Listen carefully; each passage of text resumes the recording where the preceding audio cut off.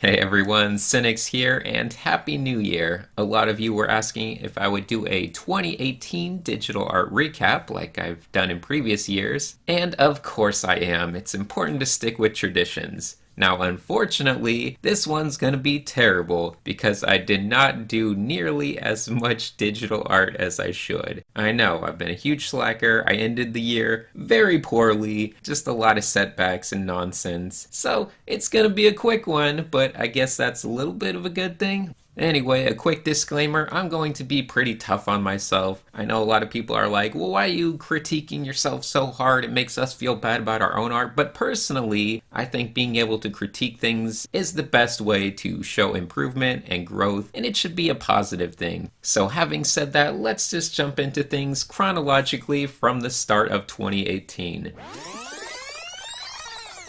Now, the last image I had for 2017 was actually the sketch of this robot here, but at the start of 2018, I decided to paint it up just a bit. Personally, I'm happy with the color scheme. I'm not happy with the rendering of rounded surfaces, though. They don't quite show as much form as I would like. Now, the hard, just flat surfaces look pretty good. I'm okay with those. You know, there's a little bit of hue variations, but man, I am not digging the form rendering on a lot of these parts. So let's move along.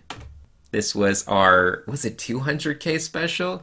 Our Princess Peach painting. This is actually a slightly more polished, finished version than the one that was on YouTube. So that's good, at least you get to see that if I zoom in a little bit. It just has a couple tweaks here and there. It's a little more detail oriented than the one I posted on YouTube. It just has little bits of extra stuff. Overall, I feel like this piece has kind of a style issue in that it doesn't know if it wants to be slightly more anime stylized or if it wants to be realistic. And in my opinion, it kind of doesn't work as well as it could just because of that. So I like the expression at least, but you know, once again, it doesn't look very, looks a little too realistic, especially in the mouth and everything. And you know, you shrink down the nose to make it look more anime, but it's still a realistic looking nose, so it just kind of, it's weird middle ground. But let's just move on. And here we have a quick reference painting that was done on stream. I just love the expression of this little penguin guy. He looks like a annoying younger brother, or maybe he's terrified. I don't know, but adding the little caption on the right just seemed to fit well. And here are some quick creature sketches. I think the main thing I was focusing on with these, and what I focus on anytime doing creature-ish or organic stuff, is really having a lot of good T-lines. And a T-line is just any line that terminates into another line in a way that makes it look like it's going behind it to create a lot of depth and form and dimension. So almost every line you'll see is creating a T-line with another line, which it's a good way to make organic stuff. Here are, of course, the paintings I made for my Anatomy Quick Tips mouth series, so that was back near the start of the year, and they came out all right. The illusion of form, at least on this lower part of the mouth into the chin and all the jowls and everything. I enjoyed that part, so I think that worked out pretty well on most of these, which is really one of the main things I wanted to focus on with these. Here are some typical just comfort zone sketches, so lots of creepy looking faces, a little bit of mechanical stuff here and there. Anytime I'm drawing faces, I try to really emphasize the idea of planes. So planar heads and planes of the face, things of that sort. Yeah, it's okay. This was another little stream thing. I guess I was in a kind of creaturey design mode at the time. I think I called this thing a bug horse or a horse bug. I don't really remember. It's supposed to be kind of like a horse, but kind of like a bug, and it has the little rider pilot guy sitting on the front of it. I'm trying to implement good shape design. You can see this little part here where I was probably giving a demo of shape design with some big, medium, small. And just kind of trying to make all kinds of stuff, drawing it from different angles. Here was my close-up of the main pilot guy. I just like this zipper effect that I kind of added to this hoodie thing. It kind of has a lot of volume to it, which I like.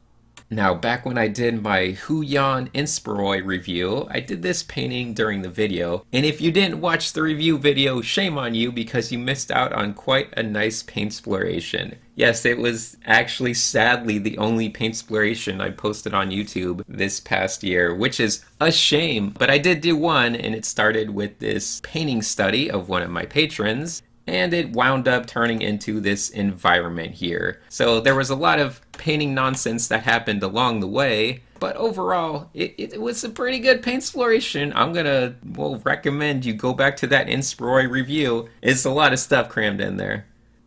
Up next, we have some skull studies. Always valuable to study skulls, which, by the way, will have to be an anatomy quick tips sometime. I will do a skull one eventually. And continuing on with that, here's some skull painting studies. I really just like this one on the bottom because, a lot of people think of shadows and they try to make everything just really dark and just gray.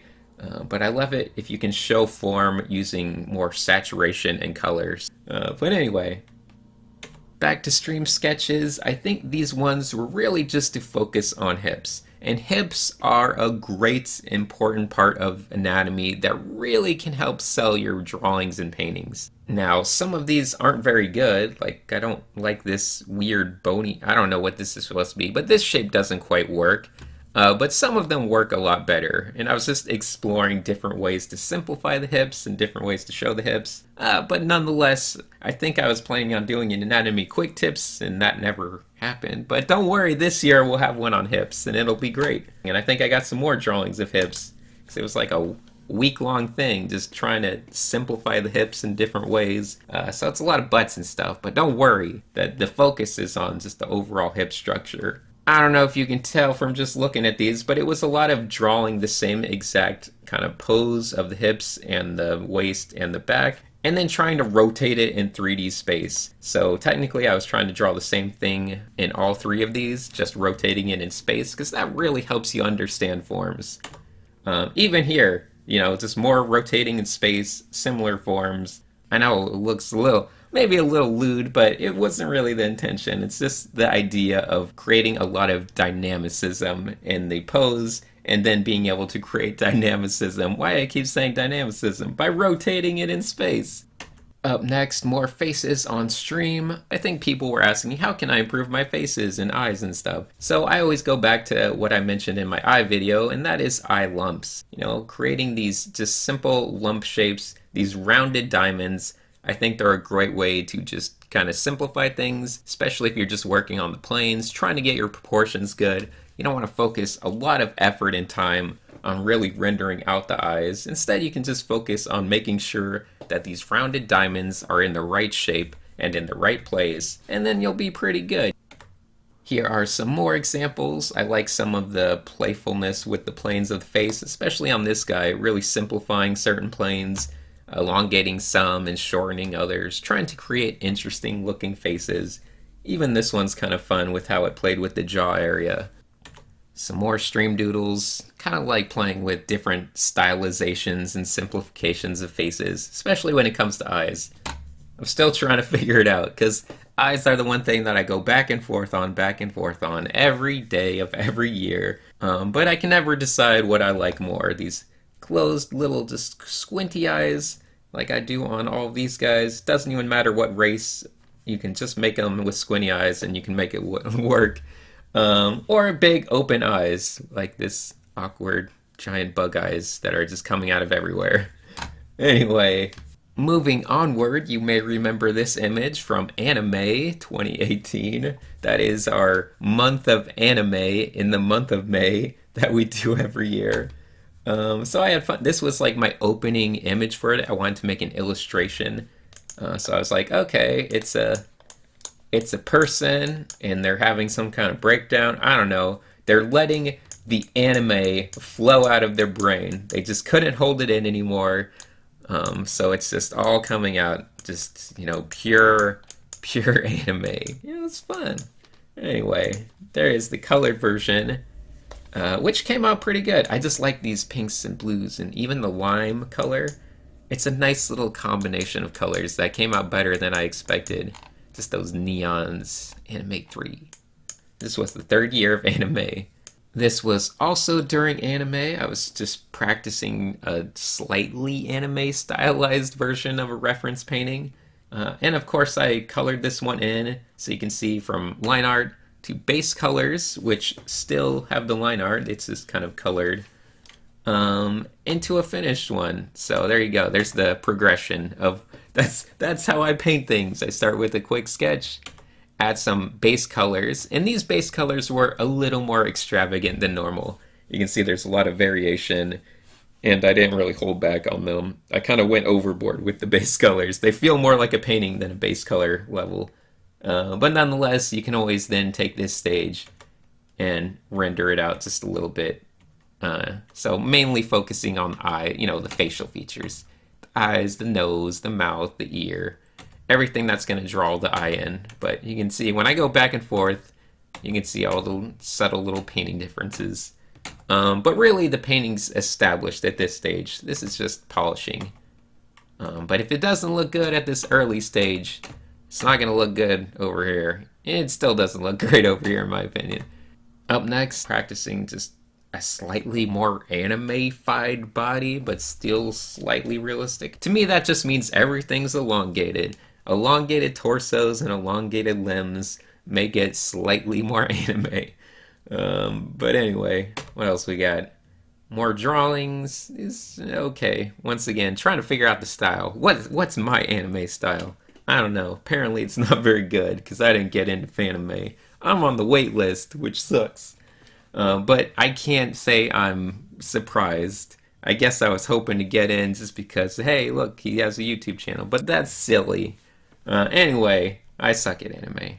I did, however, like this anime-ish drawing of my mermaid here. It was just a quick sketch. I hadn't really planned anything out.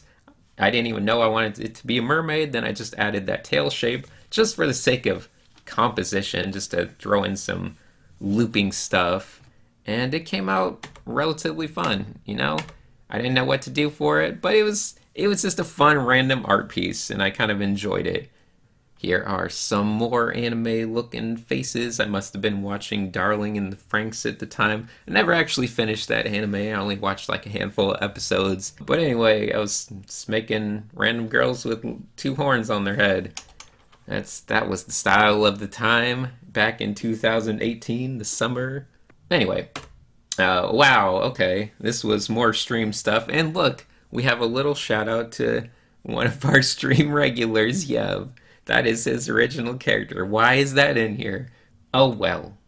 Gosh, we were just full of dumb memes back in the summer. No, it wasn't even the summer. May isn't really technically summer. Back in May of 2018, boy, did we have fun with memes. Look at that. Is this anime? Remember that meme with the kid with the butterfly? Anyway, more stylized stuff. I kind of like some of these more interesting stylizations. Obviously, they're not really anime, but they're kind of a fun take on stylization, just really focused on angles and stuff of that sort. And it looks like anime is finally over because we moved on to Spoon June, my favorite month. No more anime, all Spoon June from here on. During the first day of June, I like to render some spoons. It makes me happy, and it's fun, and they always look pretty because you get to focus on doing your texture stuff and having a lot of fun with reflections, and it's just a good test of your quick rendering ability. Oh yes, look at that wonderful engraving and filigree going on there. That is quite a fun. I actually really like how this looks with the dark shadow and then the secondary little bounce light from the table. Yeah, that's fun. I like doing stuff like that. I need to incorporate that a lot more into my normal art. It's enjoyable, I'll tell you that much. Ah yes, and of course we transitioned from Spoon June into Tiffany Poon June, which is a YouTuber that just talks about being a pianist. And I like looking at other creative YouTube channels, just pick up what I can from other creative fields and see how it applies to art. But anyway, this was a reference painting. I had a lot of fun with the shirts and the hair especially I feel like came out nicely. I do like some of the color that happened on the hand. It has that nice saturation in those oranges. Anytime you get a lot of orange and blue, it's going to be a fun painting. Anyway, So moving along. We're already up to my anatomy quick tips on eyes. It's interesting because these days I see a lot of posts on Instagram or Twitter, and people do studies of these eyes, like this eye in particular. I've seen like a bunch of people do a study of it, and maybe some of the other ones. I've seen a few studies of this one. It's just weird and fun to see people do studies on paintings that you just kind of whipped up quickly. But yeah, I do like the reflections on these. Even in this one, you can see this.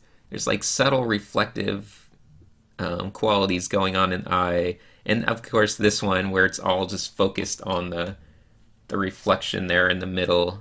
I had a lot of fun with these. Ah yes, and this guy here also made a quick cameo in that video. I think I was just talking about speed painting with eye lumps and all of that stuff. I still like his mouth.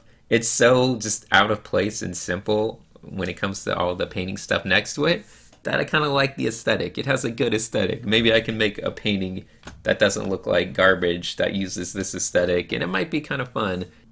Zooming right along, you'll notice that the back half of this year really doesn't have a lot of digital art going on. So this was, of course, for my video on the best brush to use for learning digital painting. What a clickbaity title, but it's actually accurate. I still feel like it's very important to establish that you should just be using a hard round brush in order to learn digital painting. And don't worry, I will be making the follow-up video roughly soon. It was supposed to be a month ago, but I will be making that follow-up video in the very near future because I want to make one that covers the next step of the process, which is really knowing stroke economy and how to blend properly. So that will be coming out sometime in the near future. Anyway, moving along, let's just take a look at some more chaos and doodly stuff.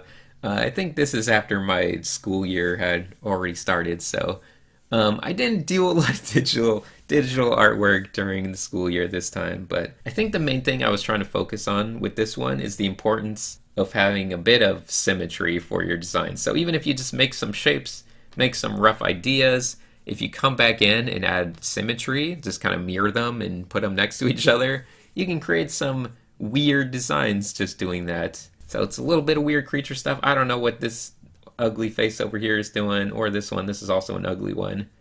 Looks like some horrible Berserk style fan art, except it went terribly wrong and everyone doesn't like you now. So that's a good time.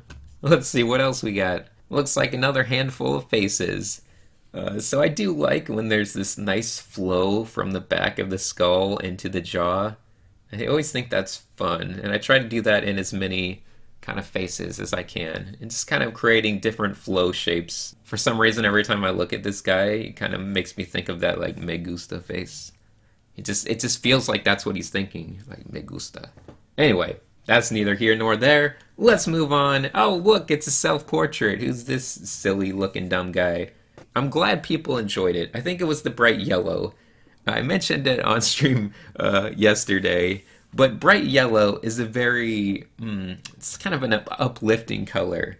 I grew up in a nursery room or a childhood room that just had bright primary yellow walls, just bright yellow walls. And supposedly it stimulates the mind and makes the baby more creative or whatever. So maybe the goal to becoming an artist is to paint your baby's room just bright yellow. Try it out. Just have a bright yellow room, throw your baby in there, let him grow up in there, and maybe he'll become a great artist. You never know. Anyway, I think my favorite thing about this self-portrait was just these angular shapes. These triangles down here especially. For whatever reason, these make me happy. The purples, the blues, all those colors, even some of these hard edges like in here and in the hair. Just anytime there's a slightly more geometric shape than you would expect, I always think that is helping a lot. And I kind of summed up that motif by just incorporating this subtle white triangles up here just to be like, that's the style, it's triangles. Anyway, I enjoyed that one a lot. Coming toward the end of the year, I have this little painting. I don't know, it looks like a sad Superman or something. I don't know what he looks like. I think I just said that because he has this little bit of curliness in the hair, which always makes me think of like Superman or something. But yeah, just a quick little face painting, some subtle value shifting. You can see this face, or this side of the face is much darker. We have just a light passing through there, but still trying to show the forms. And really making sure I blur the line between hair. We call it a hairline, the line between hair and skin, aka hairline. Making sure you blur the hairline. That was also an important thing to think about in 2018. And oh, okay, near the end of the year, I was on a bit of an Anthony Jones kick. He did a video with Proco, and I went to his little workshop that he did. It was just a lot of fun to watch him work, and I enjoy his process. So I was trying to make more Anthony Jones inspired creature doodles. I kind of like this guy on the right. The guy on the left, not so much. I don't like this the way this shape is resolving itself. These are a little bit too similar in terms of their size, but this one's kind of weird and fun. What else we got? Oh, and this little looks like a hookah smoking caterpillar from Alice in Wonderland. But that was just another little kind of Anthony Jones inspired experiment. So I think that's actually it. I think we're done. So that's going to do it for my digital art recap. I told you there weren't many. And that's mainly because I wasn't streaming much. And as you may know from previous years of recaps, almost all the fun art happens on streams. So this year, it is my resolution to stream a lot more. So be sure to check me out on twitch.tv/CynicsDesign. I'm going to try to stream, I don't know, I don't want to say exactly daily, but as many days of the year as I can, because I find it's very important toward my digital art productivity. But it wasn't a complete waste this year. I did get back into doing more traditional sketchbooking, which is great because it means I'll get to do a season 2 of sketchbook tours later this year. I have enough sketchbooks piled up where I can finally do a new season of sketchbook tours. I'll be happy to do that. What else? Oh yeah, I had a great time this year just meeting new people. So obviously the digital art battles that happened back in the kind of the start of summer, but I met a lot of good artists from just all sorts of different places. I became friends with people like Rake, who also has a YouTube channel. Rake, be sure to go check out his YouTube channel. He draws a lot of voluptuous ladies and things. So that was a great time. And I also made a bunch of other art friends this year. So people from Up at Brainstorm, Modern Day James, it was great meeting him this year, and just all sorts of people. So overall, 2018, it was a good year. I did make a lot of good observations about art, even if I wasn't putting them into practice as much as I could. So anyway, I'll just give a couple final shoutouts to all of the wonderful patrons that supported me throughout 2018, despite my lack of productivity and despite just not giving you as much as you deserve. You guys have still supported me, and it's amazing, and I really, really appreciate it, to be honest. I don't show it as much as I could, but I really appreciate all of you guys who have been helping the channel and helping me along the way. Also, a big shout out to all of the students I've had at LCAD over the past year. I'm looking forward to 2019. I got a lot of videos planned in the backlog and still planned for the future, so let's make it a productive year because, man, this backlog is like bursting at the seams. It's getting kind of ridiculous. Alright, well, thank you all, and I will see you again shortly.